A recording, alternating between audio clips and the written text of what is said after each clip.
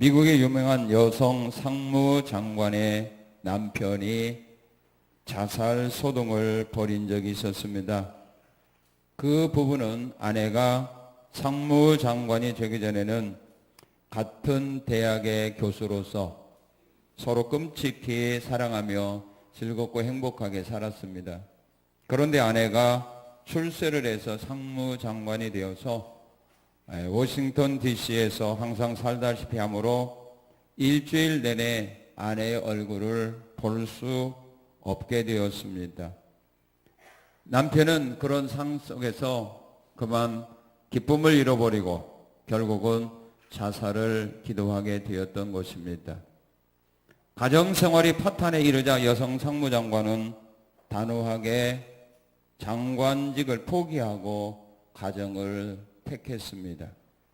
그때서야 가정의 안정과 행복을 되찾게 되었다고 합니다. 대부분의 사람들이 성공의 척도를 부여해 두고 있습니다. 그래서 다들 삶의 목표를 성공, 그것도 부자가 되는 것에 두고 있습니다. 물론 물질이 많으면 살아가는데 있어서 없는 것보다는 편한 것은 사실입니다. 그러나 물질이 있다고 해서 결코 모든 것을 다 얻는 것은 아닙니다. 때때로 주위에서 물질 문제 때문에 형제 간에 또한 부모와 자식 간에 의가 상하는 일들을 보게 됩니다. 모든 것이 풍요롭고 자동화되고 있지만 사람들의 가정은 옛날보다 더 불행해지고 있습니다. 해마다 이혼을 통해서 무너지는 가정이 더 많아지고 있습니다. 가정이 위기를 만나게 되었을 때 그 위기를 어떻게 극복하느냐가 중요한 것입니다. 그 위기를 극복하지 못하게 되면 무너지게 되고 그 위기를 극복하게 되면 더 행복한 삶을 누리며 살 수 있게 됩니다. 오늘 본문에 나타난 야곱의 가정도 멸망에 당할 위험을 만나게 되었습니다. 그러나 야곱은 그 가정의 위기를 잘 극복함으로써 반대로 하나님의 복을 받는 기회로 삼았다는 사실입니다.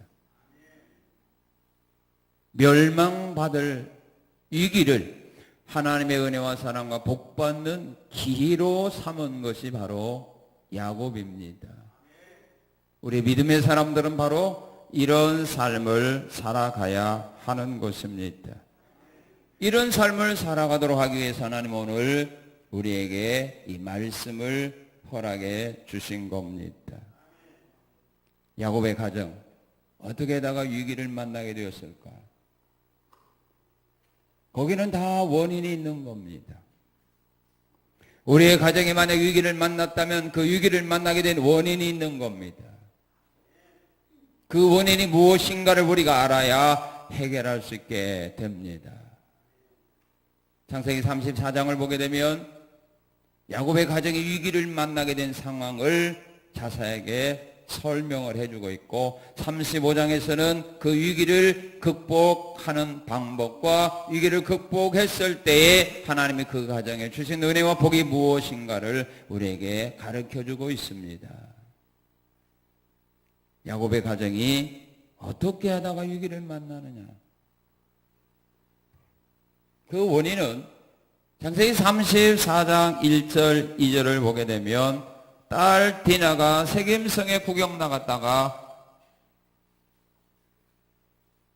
추장의 아들에게 강간을 당하게 되었습니다. 디나는 야곱의 가장 사랑하는 딸입니다. 야곱의 가정은 12남 1녀입니다. 12명의 아들의 딸 하나입니다. 그런데 그 딸이 구경 갔다가 강간을 당했으니 어떻게 되겠습니까? 가족들의 마음이 어떻게 되겠습니까? 사랑하는 딸이 강간을 당했는데 그 딸을 두고 가족들이 행복하고 기쁘고 즐겁게 살아갈 수 있을 수는 없습니다. 오늘 우리가 뉴스를 통해서도 우리가 아는 것 아닙니까? 사랑하는 어린 딸들이 성폭행을 당함으로써 그 아이 때문에 가정이 파탄에 이르는 이런 안타까운 일들이 벌어지고 있는 겁니다. 그리고 그거로 끝난 거냐? 사랑하는 딸이 강간당하로 끝난 거냐? 그게 시발입니다.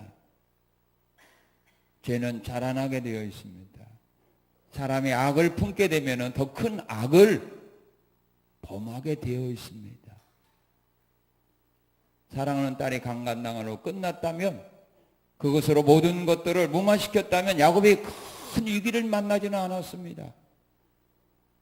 그런데 그 문제를 악한 방법으로 해결하다가 결국은 야곱의 가정은 위기를 만나게 됩니다. 사랑하는 동생 디나가 강간을 당했다는 소식을 듣고 야곱의 아들들이 무슨 짓을 하느냐 하면은 살인을 합니다. 창세기 34장 25절, 우리 26절 한번 읽어봅시다. 시작. 디나의 오라버니 시몬과 레위가 각기 칼을 가지고 가서 몰래 성읍을 기습하여 그 모든 남자를 죽이고 칼로 하몰과 그의 아들 세겜을 죽이고 디나를 세겜의 집에서 데려오고, 자기 딸을 강간했던 세겜 사람들을 레위와 시몬이 가서 죽였습니다.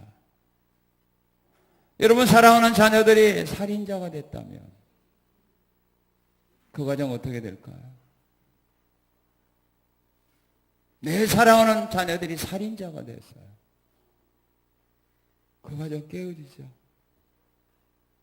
모든 것을 다 누리고 사는 가정이라 할지라도 사랑하는 자녀들이 살인자가 되었다면 그거 어떻게 누립니까? 어떻게 행복하게 삽니까? 어떻게 기쁘고 즐겁게 삽니까?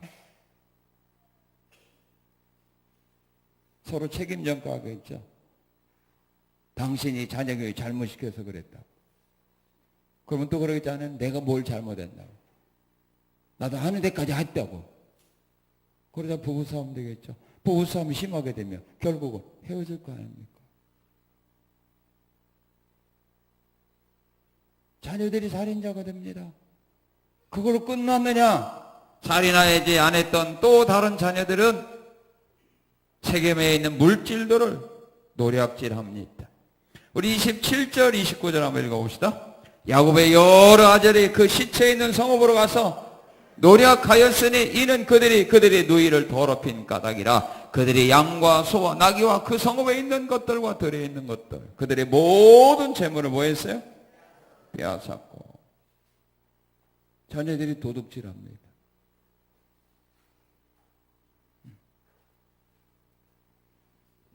자, 그걸로 끝났느냐? 도둑질하는 것을 끝났느냐?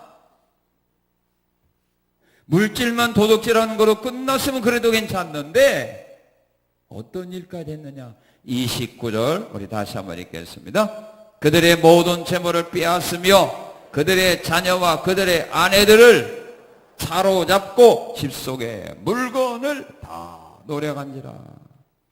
자녀들이 세겜에 있는 그들의 자녀와 아내들을 사로잡아 왔습니다. 인질범입니다. 여러분들의 사랑하는 자녀들이 다른 사람의 아내와 아이들을 잡아왔습니다. 어떻게 됩니까? 살인했죠. 도둑질했죠. 사람 사로잡아왔지요. 방법이 없습니다.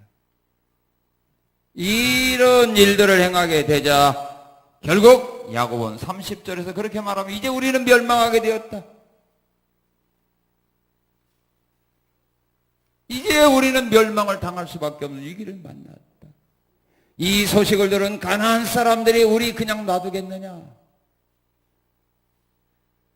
이렇게 악한 일을 행한 우리들을 그의 같은 종족들이 모른 척하고 눈 감아주겠느냐? 결국 우리를 위하여 그들이 죽이지 않겠느냐.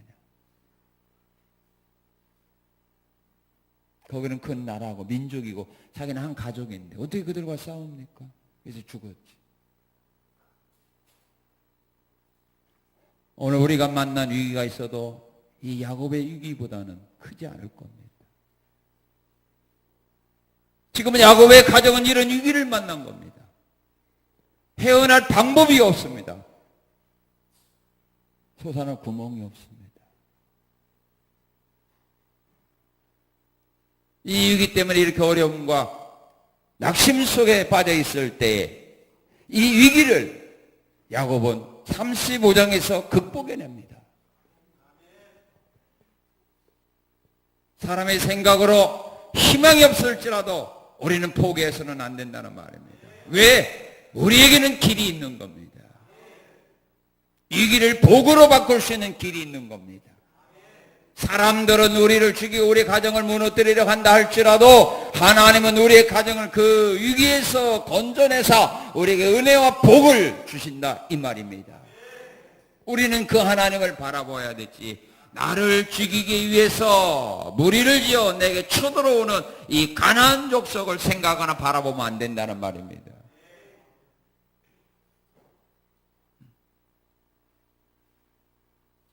야곱은 이 가정의 위기를 하나님의 복을 받는 그런 가정으로 변화시킵니다.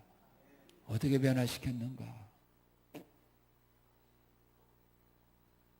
가정의 멸망의 위기를 당하게 되었을 때 야곱은 한 거가 뭐예요?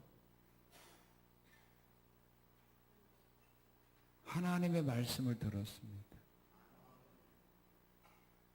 위기를 만난 야곱에게 하나님은 찾아오셔서 그에게 말씀을 주십니다.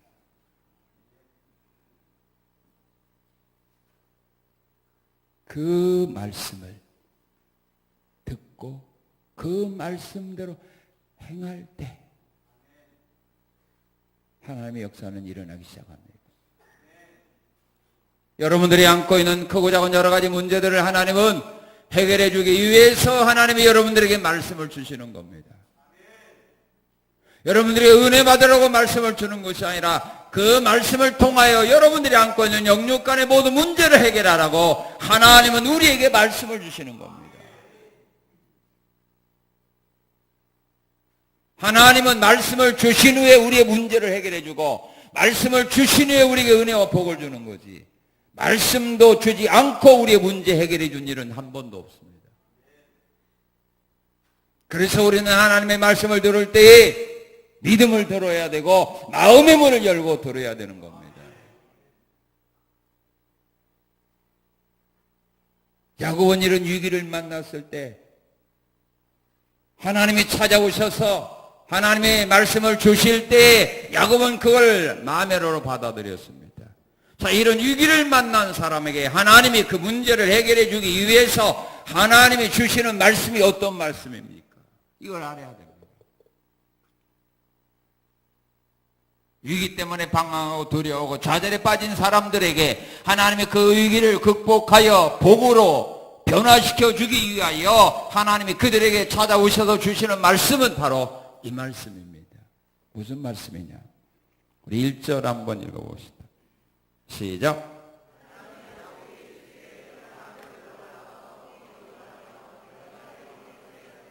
이게 무슨 말씀입니까? 베델로 올라가라는 말씀입니다. 베델은 하나님의 집이라는 뜻입니다. 자, 여러분은 모든 일이 잘 풀리고 은혜가 넘칠 때 교회에 잘 나옵니까? 아니면 위기를 만났을 때 교회에 잘 나옵니까? 언제 잘 나와요? 에이, 위기를 만나면 안 나오지. 위기를 만나면 안 나오지. 뭐 나와? 진짜요? 에이, 믿어줘야지 뭐. 그런데 대부분의 사람들은 잘 나오다가도 위기를 만나고 어려움을 만나고 환난을 만나고 그러면 안 나오잖아.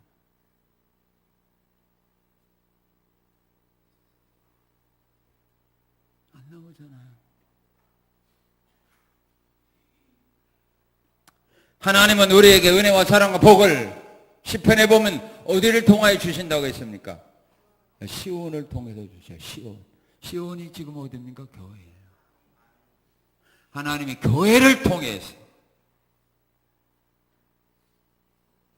우리의 문제를 해결해 주시고 은혜도 복도 주는 거예요. 교회가 바로 통로예요. 우리가 하나님께 드려지는 것도 뭘 통해서? 교회를 통해서 하나님께 드리는 거죠.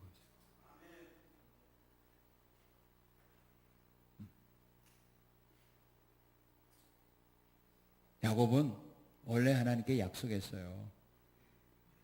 형이 자기를 죽이려고 할 때 살기 위해서 도망가다가 뼈에서 하나님 만났잖아요. 내가 너에게 복을 줄 거고 내가 다시 너희를 돌아오게 할 게다. 그럴 때 야곱이 약속했어요. 뭐라고 약속했죠? 내가 이곳에 하나님의 집을 짓겠습니다. 그래서 하나님이 20년 만에 가나안 땅 돌아오겠는데 베델에 안 오고 세겜에 정착하라 했잖아요.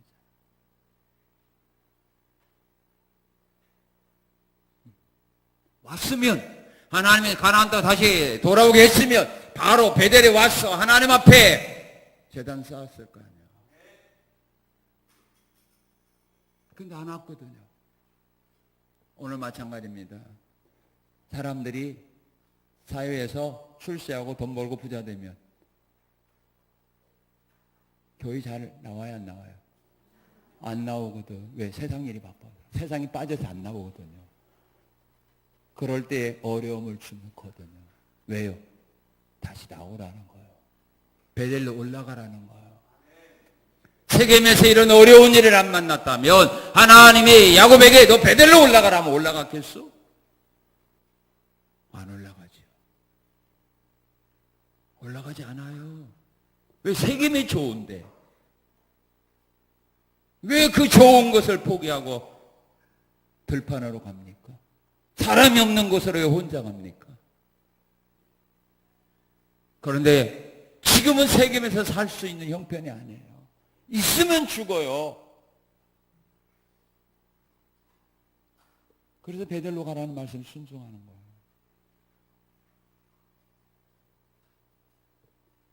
처음부터 베델로 바로 왔더라면 자기 사랑하는 자녀들이 살인자거나 도둑질하거나 인질범이나 강간을 당하지 아니하고 베델에서 하나님의 은혜와 사랑을 받으며 또한 하나님을 잘 섬길 수 있었는데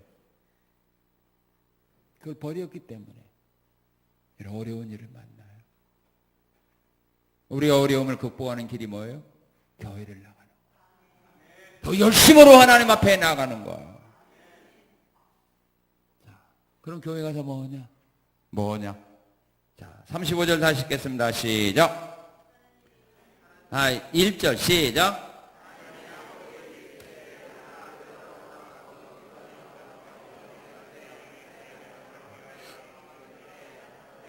베델에 올라가서 뭐하라? 자, 베델에 올라가서 기도하라가 아니에요. 기도하라가 아니에요. 뭐하라? 지금으로 말하면 예배드리라.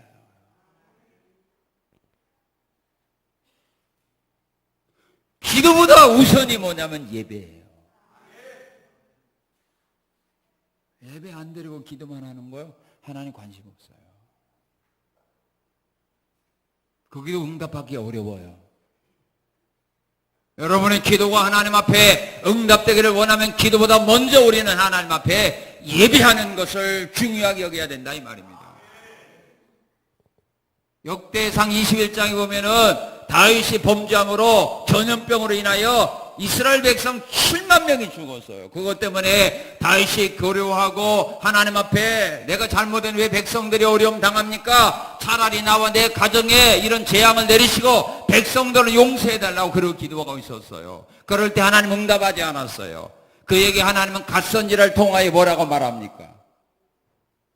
오른 안에 타작마당에 올라가서 뭐라고 했어요? 여호와를 위하여 제단을 쌓으라 그랬어요. 제단을 쌓았을 때 하나님이 전염병을 제거해 줬어요. 그때서야 다윗이 간절하게 기도했던 기도 응답을 해준 거예요.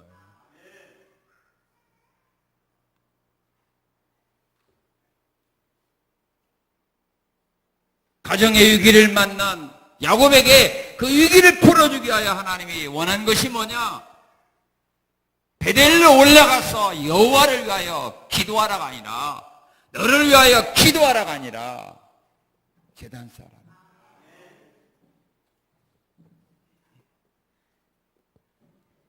솔로몬은 하나님께 구하지 않았어도 하나님 앞에 1,000번 예드렸을 때 하나님 그에게 찾아오셔서 하는 말이 있잖아요. 솔로몬아, 내가 너에게 뭘 주고 싶다. 원하는 거 구하라. 원하는 거 구할 때 다 줬잖아. 구하지 않은 것도 주었잖아. 우리가 만난 위기를 극복하는 방법이 뭐냐?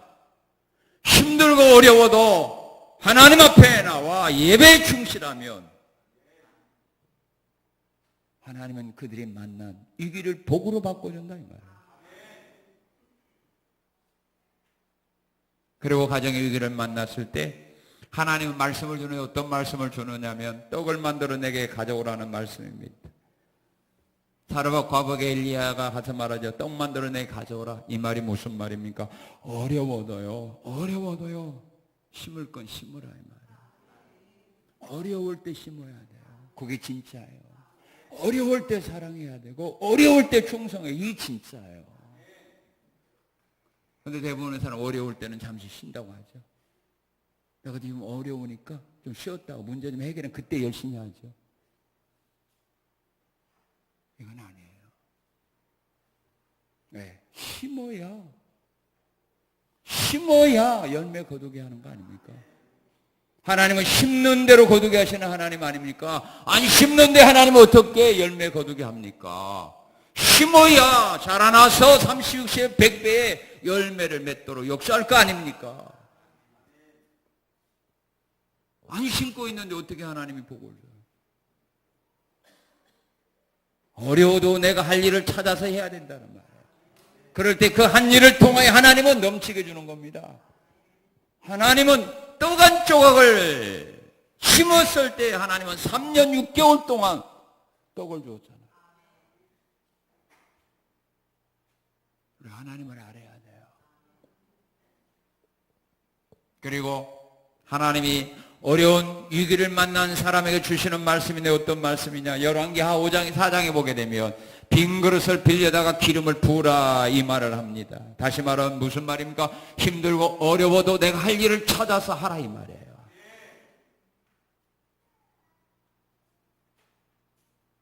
일을 해야 하나님이 뭔가 주시는 거 아닙니까? 어려운 일 만날 때 피하거나 숨거나 도망가지 말고 어려운 가운데서도 내가 할 수 있는 일 뭔가 찾아서 그걸 가지고 일할 때 하나님이 그 일을 통해서 복을 주는 거예요. 어렵다고 포기하고 있고 어렵다고 숨어 있는데 하나님 어떻게 복 줍니까? 뭔가 일해야 될 거 아니에요.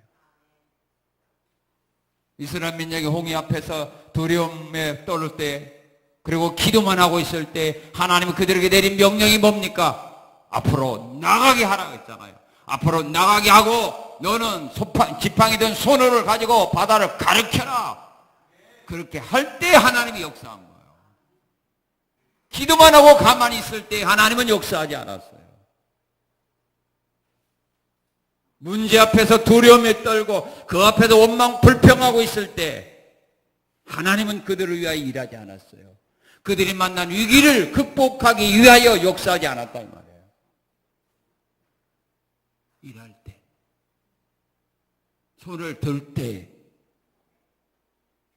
빈 그릇 빌려 다닐 때, 그때 하나님은 그들의 가정이 만난 위기를 극복할 수 있도록 하나님은 그때 역사한 거지. 뭐 기도만 하고 있다고 역사합니까? 아니에요. 기도할 거는 하지만 또 내가 할 것은 해야 된다. 왜? 내가 할 수 있는 일까지 하나님은 대신해 주지 않아요. 하나님이 내 대신 씨를 심어주지 않는단 말이에요. 내가 씨를 심었을 때에 이른 비 늦은 비의 복을 주어서 그것이 자라나서 열매 맺게 하는 거지. 내 대신 씨까지 심어주는 하나님은 아니라는 말이에요.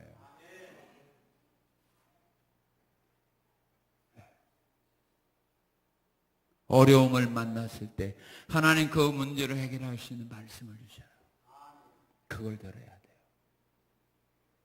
그걸 들었으면 베델로 올라가 여호와께 제단을 쌓기 위하여 야곱은 가족들에게 할 일을 준비시킵니다. 이 말씀은 야곱 혼자 받았거든요. 그럼 자기 혼자만 가면 자기 혼자만 가서 살아면 안 되잖아요. 가족을 살려야 될 거 아닙니까? 그래서 야곱은 하나님께 들었더니 말씀대로 순종하기 위하여 자기 사랑하는 가족들에게 이 말씀대로 순종하기 위하여 준비를 시키는데 어떤 준비를 시켰느냐? 다시 말하면 베델로 올라가서 하나님께 제단을 쌓기 위해서 준비를 시킨 겁니다. 오늘 우리가 하나님의 교회에 나와서 하나님 앞에 예배드리기 위하여 우리가 해야 될 준비가 있다 이 말이에요. 준비 없이 나와 드리는 예배는 하나님 받지 않거든요. 우리가 하나님 앞에 나와서 예배를 드릴 때 어떤 준비를 해야 되느냐 하면은 이런 준비가 필요합니다. 우리 2절을 읽어봅시다. 2절 시작.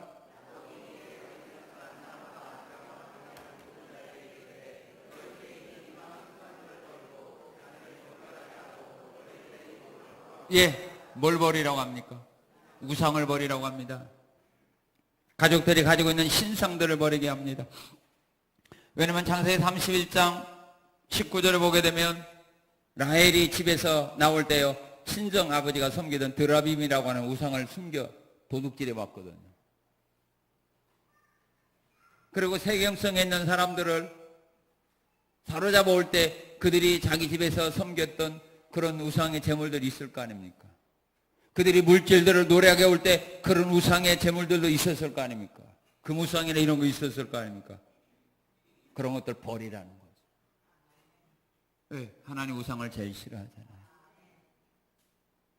우상을 버려라. 그렇다면 오늘 우리가 하나님 앞에 나올 때 버려야 될 우상이 뭡니까? 골로새 3장 5절은 말합니다. 탐욕은 우상 숭배니라. 탐심을 버려야 돼요. 탐욕의 우상을 버리고 우리가 하나님 앞에 나와 예배를 드려야 말씀도 받고 은혜도 받는 거예요. 근데 탐욕을 버리지 않으면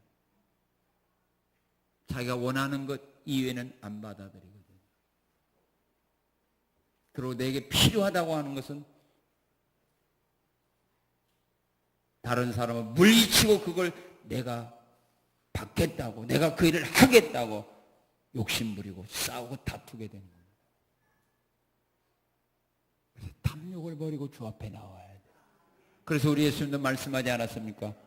나를 따라오려거든 자기를 버리고 와라. 마음을 버려야 하나님이 나에게 어떤 말씀을 주시든지 아멘으로 받는 거야.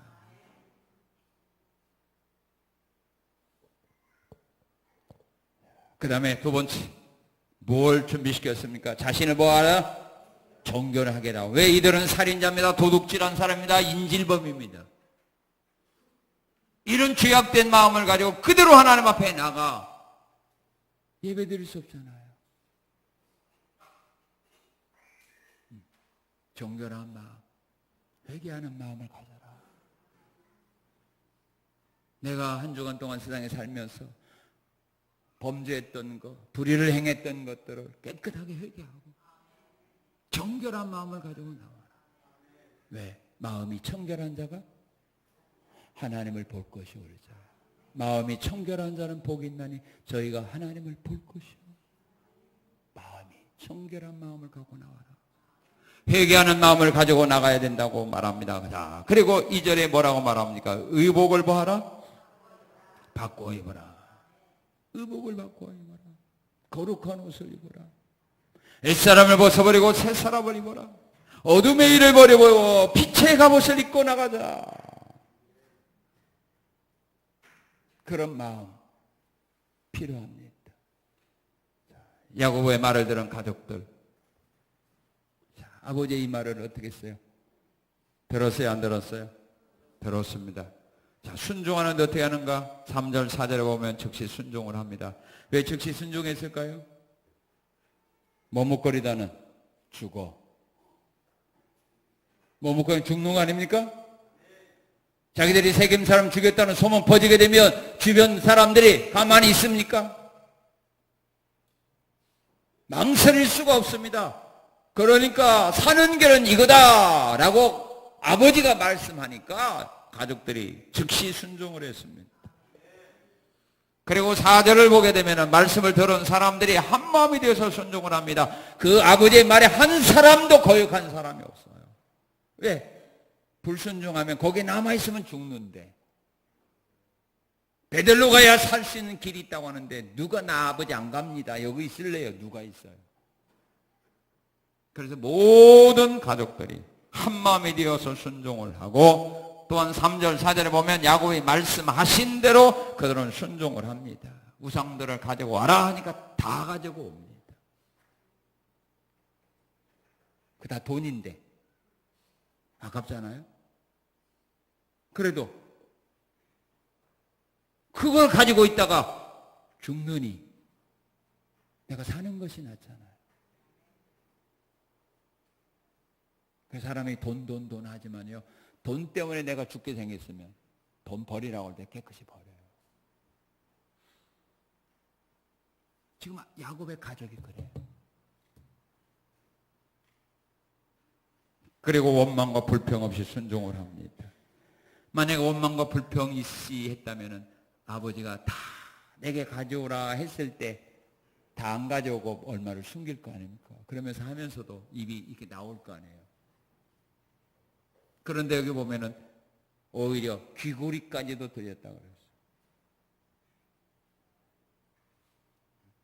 신상만 가져오라고 했는데 이것도 혹시라도 잘못되면 안 되냐. 그래서 뭐 버리는 겁니다. 자기에게 조금이라도 손에 들 것 같으면 아예 다 털어서 놓는 겁니다. 사람이 위기를 만나게 되면 그렇습니다. 먼지까지 털어놓는 거야. 살려고. 자, 이와 같이 하나님께서 야곱의 가정을 위기에서 구원하기 위하여 이렇게 말씀을 주셨을 때 야곱과 그의 가족들은 하나님의 말씀대로 순종했습니다. 그래서 그들이 베델로 올라가게 됩니다. 자, 이와 같이 하나님의 말씀에 순종하여 베델로 올라가는 그 야곱의 가정을 그때부터 이제 하나님은 위기에서 보호해주기 위하여 역사하는 겁니다. 내가 말씀을 듣고 있을 때, 모든 걸 준비하고 있을 때 하나님이 역사한 것이 아니라 그 말씀대로 순종하기 위하여 뭐 할 때, 행동으로 옮길 때부터 하나님은 역사하는 겁니다. 말씀을 주셨을 때부터 역사한 것이 아니에요. 그들이 말씀대로 살기 위하여 막 순종하고 있을 때, 우상들을 갖다 주고 그때부터 역사한 거 아니라 그 모든 것을 깨끗하게 다 정리하고 그 다음에 베델로 올라가라 하는 말씀대로 베델을 향하여 올라갈 때에 그때부터 하나님 역사한 거예요. 어떻게 역사했죠? 우리 5절 한번 읽어봅시다. 5절 시작.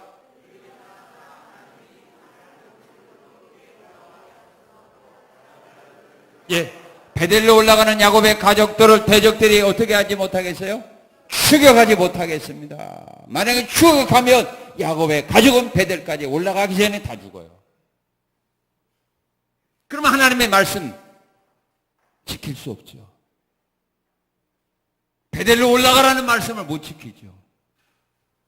그 말씀을 지키지 못하면 여호와를 위하여 제단도 못 쌓죠.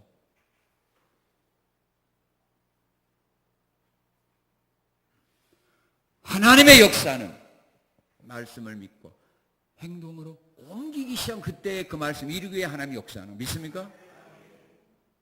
믿습니다. 백날 믿어봐요. 응답 없어요. 발을 디뎌야 됩니다. 앞으로 나가야 되는 겁니다. 그때부터 말씀을 이루기 위하여 하나님이 역사하는 거예요. 내가 말씀대로 베델에 올라갈 수 있도록 방해되는 세력들을 하나님이 막아주는 거예요.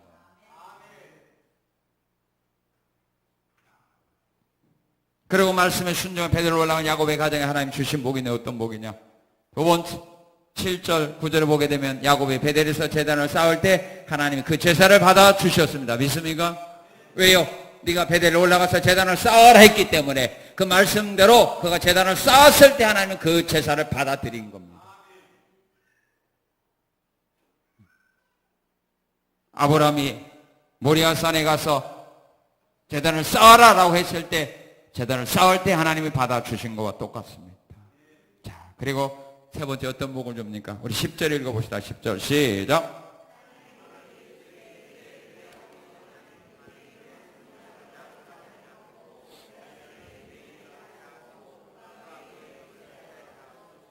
예, 이제는 옛사람을 벗어버리고 새 사람으로 남은 삶을 살 수 있는 복을 줍니다. 야곱이라고 말한 발등껍질을 잡았다 속이는 자 이 말입니다. 옛사람입니다. 육에 속한 사람입니다. 속이는 자 도둑놈이죠. 그게 야곱의 이름입니다. 이제부터는 네가 야곱의 인생을 살지 말고 이스라엘의 이름으로 살아라. 이스라엘은 하나님과 겨루어 이겼다는 말입니다. 지금까지 살아왔던 그 옛사람의 모든 삶, 육에 속한 삶을 완전히 청산해버리고 이제는 영의 사람으로, 이제 하나님을 위한 사람으로 이제 살아가라. 이 길을 통하여 야곱의 삶은 변화된 겁니다.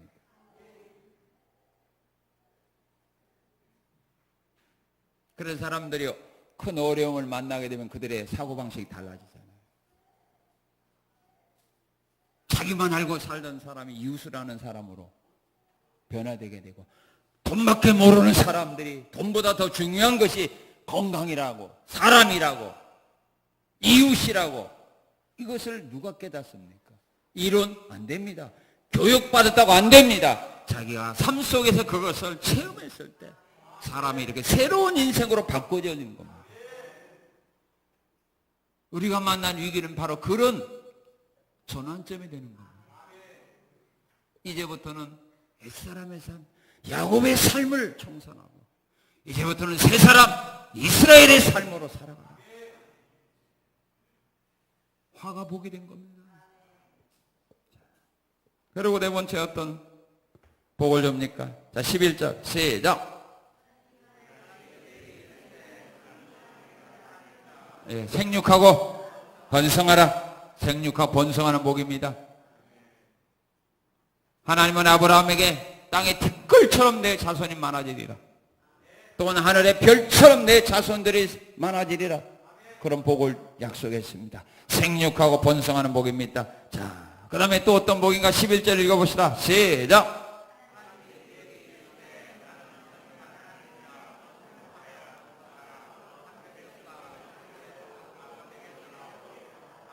왕들이 내 허리에서 나오리라. 믿습니까? 후손들이 잘 되는 복입니다. 왕들이 내 후손 가운데서 나오리라. 이 말씀대로 다윗이, 솔로몬이, 예수님이 바로 다윗의 야곱의 후손 가운데 나온 거 아닙니까? 내 후손들이 잘 되리라. 왕들이 나오리라. 요한계시록 22장 1절 5절은 말합니다. 믿음의 사람들은요, 예수님과 함께 세세토록 왕노릇 하리라. 믿습니까? 믿음 생활 잘하는 자들에게 주님은 약속했습니다. 세세토록 예수님과 함께 왕노릇 하리라. 설년 동안 주님과 함께 왕노릇 하리라.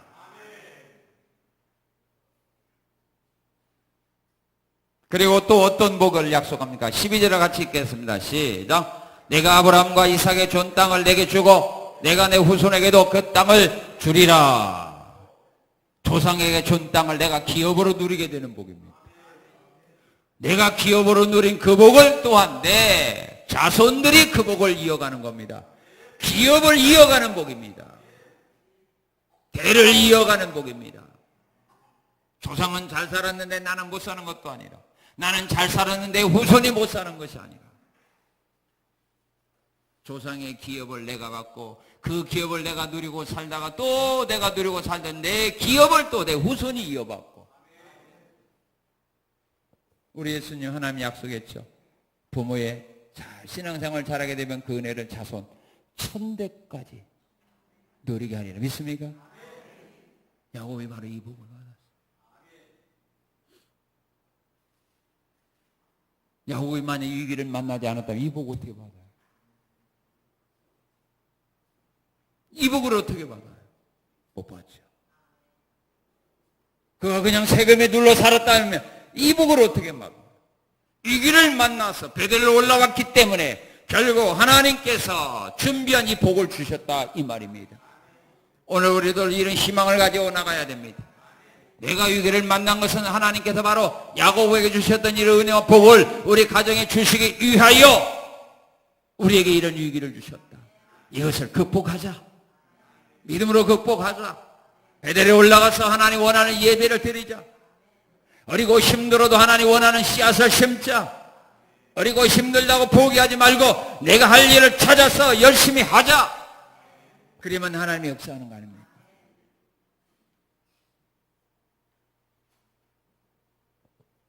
위기가 하나님의 복을 받는 기회가 됩니다. 이런 생각으로 우리는 바꿔야 됩니다. 우리 힘으로 능력으로는 해결할 수 없습니다. 그러나 전능하신 하나님에게 가능한 겁니다. 하나님 못할 거 뭐가 있습니까? 자, 위기에서 벗어나 하나님 복을 받은 야곱의 가정이 하나님께 행한 일이세요. 어떤 일을 행합니까?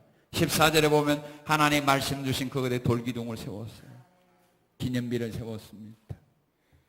그리고 그 돌기둥에 전제물과 기름을 부었습니다. 전제물은 헌신을 의미하는 거고 기름은 거룩을 상징하는 겁니다. 내가 말씀드린 고유에서 헌신을 거룩하게 살겠다는 그런 다짐이라 이 말이에요. 그리고 그런 15절을 보게 되면 하나님께 주신 은혜를 다시는 잊지 않겠다는 다짐을 합니다. 그래서 다시 베델이다.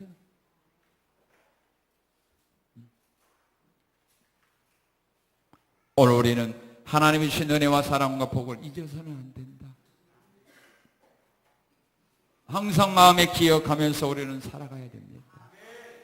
그래야 주님 곁을 떠나지 않기 때문입니다. 야곱의 가정은 오늘 우리가 만난 위기보다 더 큰 위기입니다. 잘못하게 되면 온 가족들이 몰살당할 수밖에 없는 위기였습니다. 그러나 그 위기를 야곱은 하나님이 주신 말씀대로 순종함으로 극복하고 오히려 그가 상상하지 못했던 복을 받아 누리게 되었습니다. 여러분들이 만난 위기들을 복으로 바꾸는 이런 아름다운 믿음의 길을 향하여 다시 한번 힘있게 일어나셔서 야곱과 같이 그 길을 향하여 나가는, 그래서 야곱이 받았던 그 은혜, 그 사랑, 그 복을 오늘 여러분의 가정들이, 여러분들의 후손들이 받아 누리는 이 은혜, 이 복이 넘치기를 주님의 이름으로 축원합니다. 감사합니다. 하나님 감사합니다. 가정이 만난 위기를 어떻게